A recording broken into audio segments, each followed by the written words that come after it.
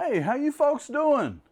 Welcome to the shop. I'm Dean with Dean's Woodworking, and today we're going to do a little bit of a shop tour. I'll show you folks around the shop and kind of give you an idea of the layout we've got here. We'll just start right here at the front door. We've got this rack that kind of sits behind the door, and basically what that does is gives me a place to put glue and some spray cans of finish and things like that. Real handy, out of the way place.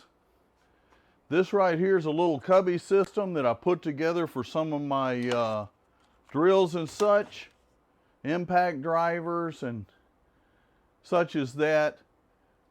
And like any flat surface, it's always gathering stuff on top of it. This sits on top of my miter saw station. This is my miter saw. It's nothing fancy, a Harbor Freight miter saw. However, it does do exactly what I want it to do, and that is chop up lumber and get it ready to process further.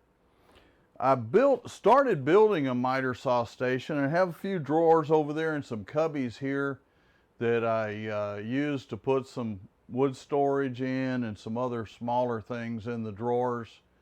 But it's one of those things that I got so far and realized that the size of the project was much bigger than what I wanted to do in this size shop. By the way, I hadn't told you what size the shop is. We're 20 feet across this way and 20 feet front to back this way. So I'm sitting in a 20 by 20 and we've got tons of stuff in here, okay? So miter saw station. The favorite tool in the shop, you see this white box up here? That is my mini split air conditioner. It is 75 degrees in here and it's about 100 outside right now. So without this, we wouldn't be doing this video today, is what I'm trying to tell you. This machine here is a Delta. It's a Shopmaster series, so it's one of the more inexpensive hobby series tools, but it's a shaper. And really, I just use it as a router table, and it has worked out great. And for what I use it for, it's fantastic. This is my drill press. Again, it's probably the second Harbor Freight tool that I've got in here, and it was actually the second tool I ever bought once I started any kind of serious woodworking. I got it sitting on a cabinet that has a little pull out. It's actually an office typing table. It has a little pull out here. So if I need to pull that out, place stuff on it for drilling, it's great. And I've got that setting right next to a Husky toolbox cabinet here. Okay, this little toolbox here is a nice table. I believe it's 46 inches long, has multiple drawers so that I use that top drawer for basically everything that I can use on the drill press. All my Forstner bits, brushes, everything I would use on the drill press. Plus the top of this, I've got my pen press here, my centering clamp for drilling pen blanks, a little scroll saw down here on the end. Now this will be going away, and I'll show you a little later in the tour. I got a new scroll saw. Well, let me explain. A new to me scroll saw, okay? These cabinets were original to the garage when we moved in here, so they have stayed. And of course, everybody needs a shop stool. Gotta love being able to sit down every once in a while, even if it's just for a minute. Back here, you'll see my Craftsman Toolbox full of mechanic tools and stuff that you just need every day. Well, maybe not every day, but constantly having to go get an Allen wrench or a wrench or something to repair or adjust something. Another thing that I find really handy is this filing cabinet. You'll notice that that doesn't have full depth drawers, but it's got the shallow drawers on it. It's great for just storing miscellaneous stuff in the shop. I tell you, I love it. If you find one of these, don't pass on it. Okay, folks, so with a tight shop, you can't always get the angle that you would want. I'd love to have you also, you could get a face view of the Jet 18-inch bandsaw because it is a beast. It does such a great job for me. And this is what I cut up most of my bowl blanks on, and use it for just general purpose in the shop. Coming forward just a little bit, this is my Delta 1836 drum sander. This thing is such a time saver, especially if you're doing cutting boards or really anything. It's so much easier to run it through this a couple of times than it is to stand there for an hour or two with a vibrating sander in your hand. You'll notice that both of them feed out onto the outfeed table. Okay, and this is my 6-inch Craftsman jointer. This thing is way older than I am, but it does a great job on the stuff that I am doing with it. So, you know, get into a bigger shop in a few years, I may end up with a bigger jointer, but for right now, I am pretty happy with the job this one does. Also, you can see my table saw right here. Again, Craftsman Table Saw, 10-inch, sitting on a custom-made base. So this, again, probably not the best saw in the world, but for no more than I use a table saw, for the time being, it does a great job. And if you'll notice, it feeds out onto the outfeed table. The drum sander and the bandsaw, everything feeds out onto one single table. And got these setting up here. Let me just show you real quick what this is. These are wig stands, and I will be finishing these up. And in October, during Breast Cancer Month, I will try to have quite a few of these to deliver to the local cancer hospital so that they can give them away to the folks who need them, okay? By the way, I challenge you to do that as well. I have a video on making those. Go find it, watch it, make some for the cancer patients in your town. While we're in this area, let me go ahead and talk about the planer. This is a Makita 15-inch planer. Again, does a great job. Don't use it a whole lot, and so it's kind of wedged in here tight between the outfeed table, the table saw, and the lathe. But if I need to use it, all I've got to do is pull it back, and I've got plenty of room to run short boards through there without any problem. Another one of my favorite things in the shop is this air filtration device here. Great for cleaning the air. You can have this place just fogged with dust. Turn that on, and in just a few minutes the air is clear again. So important to keep the air we breathe clear and clean and protect our lungs. Okay folks, and this tool right back here against the wall is the newest addition to the shop. It's an Rbi Hawk Scroll Saw, one of those things I've been wanting for a long time, and I found one at a bargain, so I snatched it up. And look forward to getting to be able to use this thing in the future. You see 3 band saws along here. This one is going to be an upcoming video. You may see the price tag on it, $150.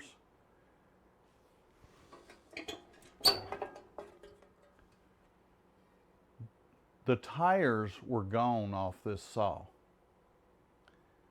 Why is that important? So many folks say they can't get into woodworking because it's just way too expensive. And I've got this project, and I'll show you a little Jet Mini Lathe here in just a minute, that I bought these secondhand, and there's one thing that all 3 of these band saws have in common. I bought them without tires. In other words, the tires wore out. Folks wanted to sell them because they were broke. They weren't any good anymore. Well, a set of tires for any given bandsaw is somewhere between $20 and maybe $80 max. And they're fairly simple to replace. Just to give you guys a hint, the Craftsman over there on the end was $25 at a neighborhood yard sale. The little Delta in the middle was a Craigslist find for 50 bucks. And man, I stepped up big time on this jet at $150. You really can get some nice tools and nice equipment by looking through your yard sales, looking through Craigslist. And not to say new equipment isn't nice, we all enjoy new equipment. But the reality is, you can get started with any one of these 3 bandsaws and upgrade later. Not a one of them will hold a candle to that 18-inch jet, but I still like them and I still use them. Now over here I have an old Delta grinder. It still has the old gray rock on it, and I use that for, you know, just odds and ends, things. It's not what I'm going to sharpen my lathe tools on, but who knows when you need to sharpen a lawnmower blade or you get something that you need to rough grind. So it's right here on a stand, out of the way, and available when I need it. The screens up here and the camera, that's part of what I use to do videos for you folks on the lathe for wood turning. Okay, so folks, this is my little router table, or my second little router table. Usually keep a round over bit in that one just for doing light rounding of edges. Benchtop oscillating spindle sander. A nice small belt sander. And then over on this table, we've got a little 1-inch belt sander combo disc sander. And that sits on top of that box right there, which houses my shop vac. Now that shop vac is not one of the little ones, folks. It's an old big Craftsman, and when you turn it on, you can't even stay in the shop for the noise. It is just extremely loud. I put it in a box to dampen the noise. When it's turned on, you can still talk and hold a conversation in here. I'm going to give you guys an example. Okay, that's the shop vac turned on, and seriously, if it wasn't in that box, it would be roaring. You wouldn't be able to hear me in here. On the back side of that raised portion there's a dust deputy on the other side of that, and I've got this plumbed up. You can see some of the plumbing right here going through the shop. It goes across the ceiling right above me. So everything goes over and goes into that dust deputy, which is just the other side of that box there. And when it gets full, all I have to do is raise the garage door, empty it into a trash can. I'm not getting dust and dirt all over my shop. It's ready to go. Some of you may be wondering about this bench that my benchtop tools are setting on. I built that specifically for the benchtop tools, and the front part there where the tools are setting, that will hold lumber storage underneath there, so I can hold quite a few 8-foot long pieces of lumber under there, and it's right here in the shop out of the way. And then the tall portion behind it, the portion that my televisions and monitors set on, that's for sheet goods storage. So I can put about a dozen sheets of 3/4 inch plywood in there and still have room left over. Pretty handy way of storing the plywood and lumber in the shop and keeping it out of the way. And right up here on top is a little belt sander that I use for sharpening things like knives and stuff like that. This is a recent purchase that I just made. It's an extension for my lathe. Give me another 17 inches of length on that one way, which will really be nice. And then let's look right over here. This little jet mini lathe is another project piece I picked up, and I'm going to do a video on that. This was listed on Craigslist for $300. It's a variable speed lathe, and really there's not much to do with it. I'm going to check the, make sure everything is lubed up, maybe clean up the bed just a little bit, and then we're going to start using this. But it's just one more thing to show people you don't have to spend a fortune to get into woodworking. And then this little lathe right here, I will have forever, whether it keeps running or not. This was the little lathe I bought that started this whole thing. You see, I was collecting fountain pens, and somebody told me if I had a lathe, I could work on the fountain pens and be able to polish them up a little better. And so I bought this at an estate sale thinking that it was exactly what I needed. It wasn't. But along with the lathe came some pen turning equipment. So I was kind of into pens at that point, obviously, collecting fountain pens. I started making pens. Well, you see what happened from there. So you folks that are new into turning or just wanting to get started, this is your one and only warning. It's addictive. In the toolboxes back here, I have just miscellaneous accessories for the mini lathes here. Back here, I've got one of the little oscillating tools.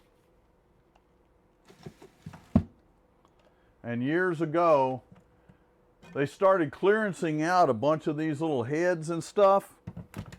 Well, the prices were ridiculous what they were asking for those things. So I bought just about one of everything. Now, instead of having to change out what's on the oscillating head, I just change out the oscillating head. Coming on over here, this is an older work sharp, and I keep it and a 3000 that you'll see right over here. Great little tools for doing sharpening of chisels and stuff like that. And honestly, man, they are great to sharpen or put a quick edge on a skew too. Okay, and you folks will get a little better angle at it here in just a minute, but that's the end of my workbench. Clamp rack here on the end with paper towels, a thermometer, bits for the drill. But what that wall did for me, that wall is 8 foot long.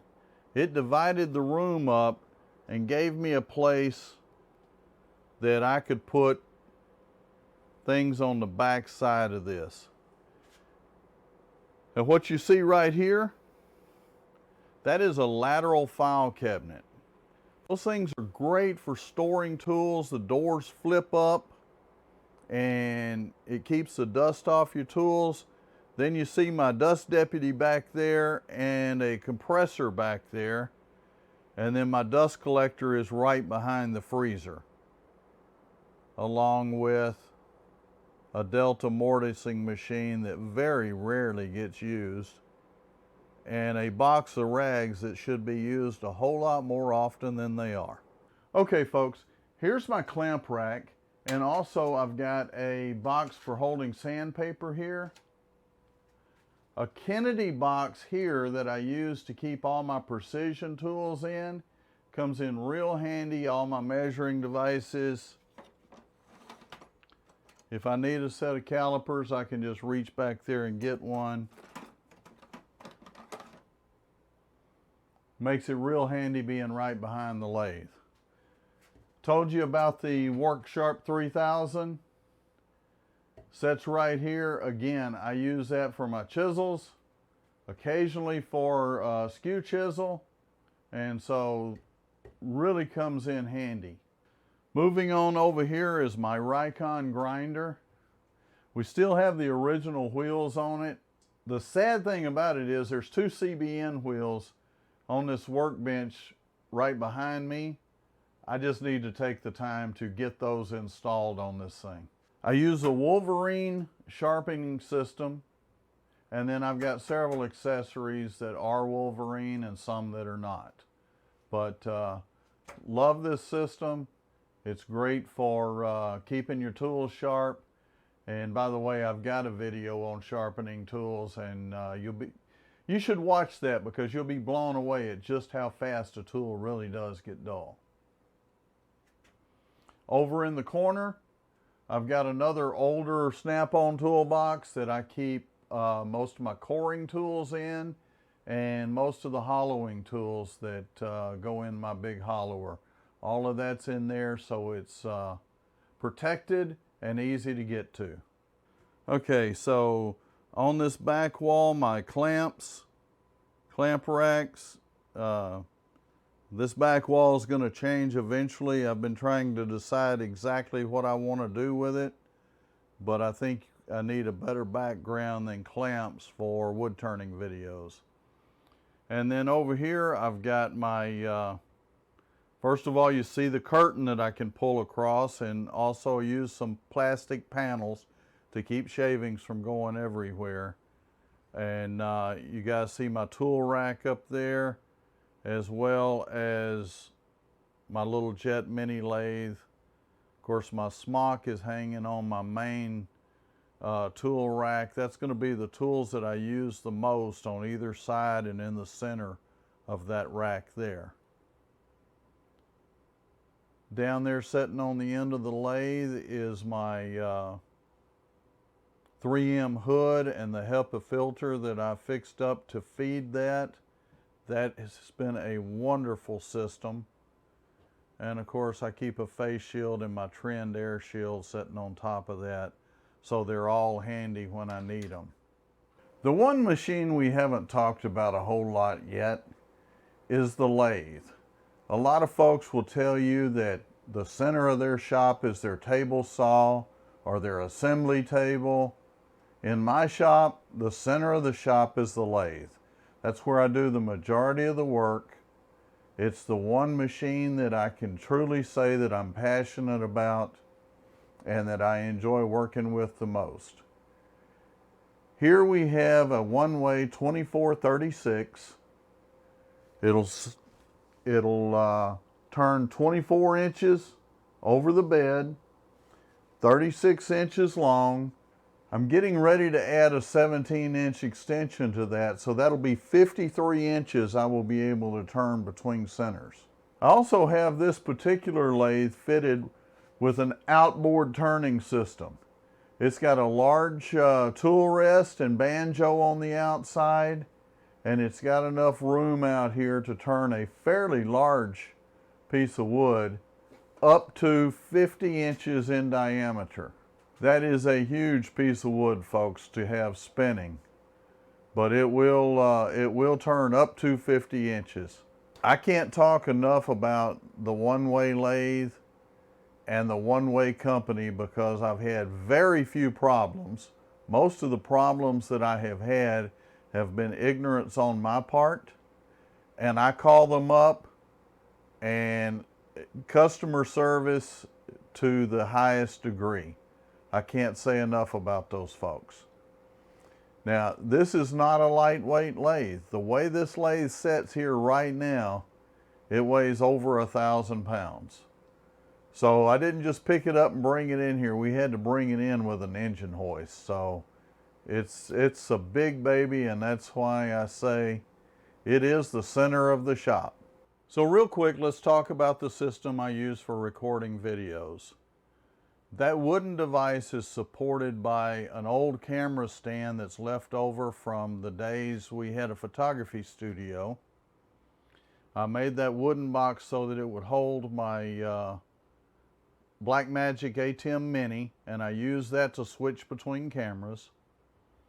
You can see my receiver mounted there on the left of the ATEM for sound. Everything goes through the laptop. And then I've got 3 main cameras. I've got the one up here that's above the lathe.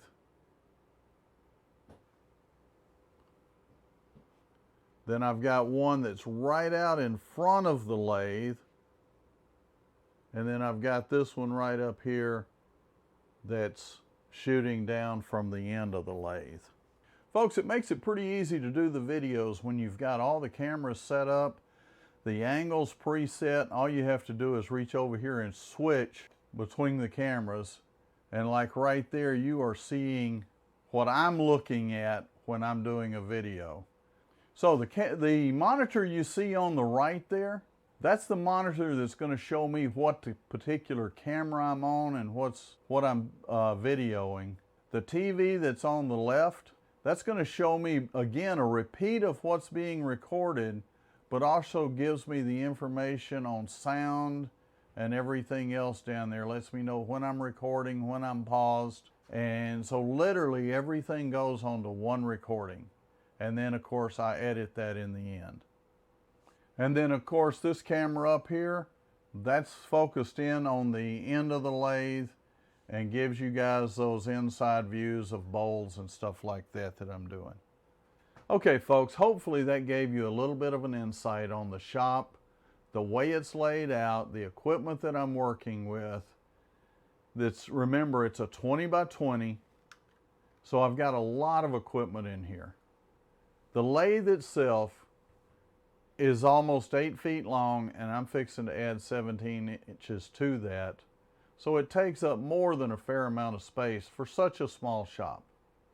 But hey, if we all had unlimited funds and unlimited property to put it on, we'd all have huge shops, right? I realize that in a 20 by 20, I am way more fortunate than a lot of folks out there. Hopefully I gave you a little bit of insight on what I do. Maybe something I showed you helped you or gave you a little bit better understanding of what I do here in the shop. Thank you for watching. Stay safe, stay healthy, and happy turning.